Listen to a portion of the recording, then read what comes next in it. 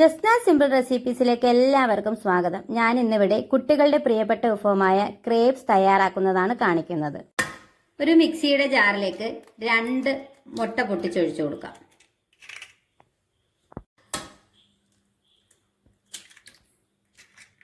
അതിലേക്ക് 1.5 table spoon പഞ്ചസാര ചേർത്ത് കൊടുക്കാം. 1 ടീസ്പൂൺ വാനില എസൻസ് ചേർത്ത് കൊടുക്കാം. 2 കപ്പ് പാലാണ് ചേർത്ത് കൊടുക്കുന്നത്.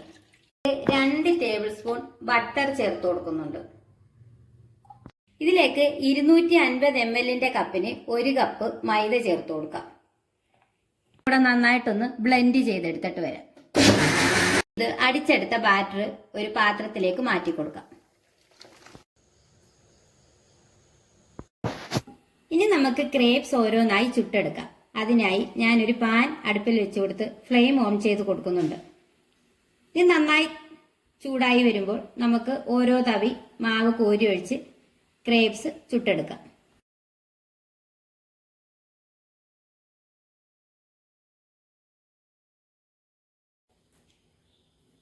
ഒരു വശം നന്നായി ഇങ്ങനെ കുമിള പോലെ പൊങ്ങി വരുന്നുണ്ട്. അത് വെന്ത് വരുമ്പോൾ നമുക്കിതൊന്ന് തിരിച്ചിട്ട് കൊടുക്കണം.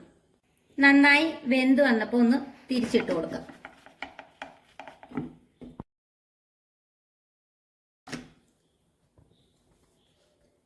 നമ്മുടെ ക്രേപ്സ് ഇവിടെ റെഡി ആയിട്ടുണ്ട്. ഇനി ഇത് നമുക്ക് മറ്റൊരു പാത്രത്തിലേക്ക് മാറ്റി കൊടുക്കാം.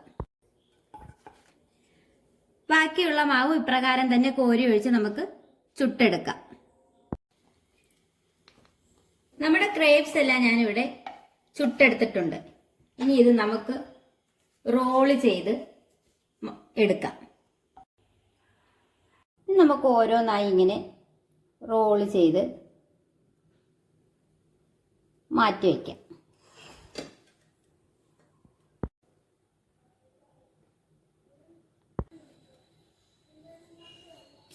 കുട്ടികളുടെയൊക്കെ പ്രിയപ്പെട്ട വിഭവമാണിത്. എന്നാൽ നമുക്ക് വളരെ പെട്ടെന്ന് തന്നെ കുട്ടികൾക്ക് തയ്യാറാക്കി കൊടുക്കാവുന്നതുമാണ്.